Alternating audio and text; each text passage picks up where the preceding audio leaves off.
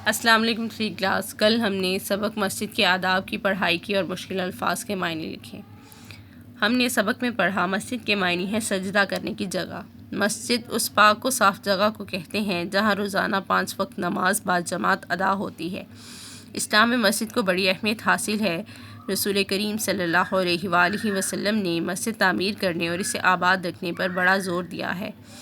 آپ صلی اللہ علیہ وآلہ وسلم جب مکہ سے ہجرت کر کے مدینہ تشریف لے گئے تو آپ صلی اللہ علیہ وآلہ وسلم نے سب سے پہلے مسجد تعمیر کی۔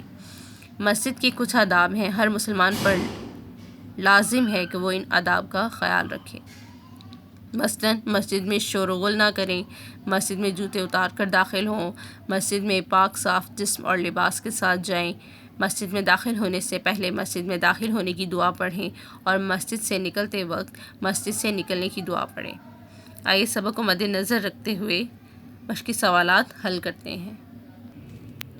سوال نمبر 1، مندرجہ ذیل سوالات کے جوابات لکھیں۔ الف، بچوں اور ان کے ابا جان کو کون سی اذان سنائی دی تھی؟ جواب، بچوں اور ان کے ابا جان کو عصر کی اذان سنائی دی تھی۔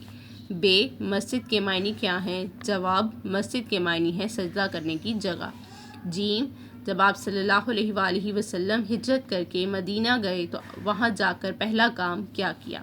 جواب، جب آپ صلی اللہ علیہ وآلہ وسلم ہجرت کر کے مدینہ گئے تو وہاں جا کر سب سے پہلے مسجد تعمیر کی۔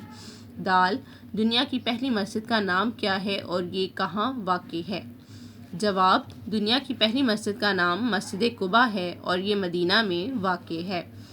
ح، مسجد نبوی صلی اللہ علیہ وآلہ وسلم میں ایک وقت میں کتنے نمازی سما سکتے ہیں؟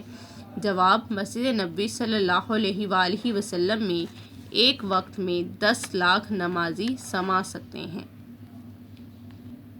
واو، مسجد میں داخل ہونے اور نکلنے کی دعا کیا ہے؟ جواب، مسجد میں داخل ہونے کی دعا اللہم افتح لی ابواب رحمتک، یعنی اے میرے اللہ تو میرے لیے اپنی رحمت کے دروازے کھول دے۔ مسجد سے نکلنے کی دعا اللہم انی اسألک من فضلک، اے اللہ میں تجھ سے تیرے فضل کا سوال کرتا ہوں۔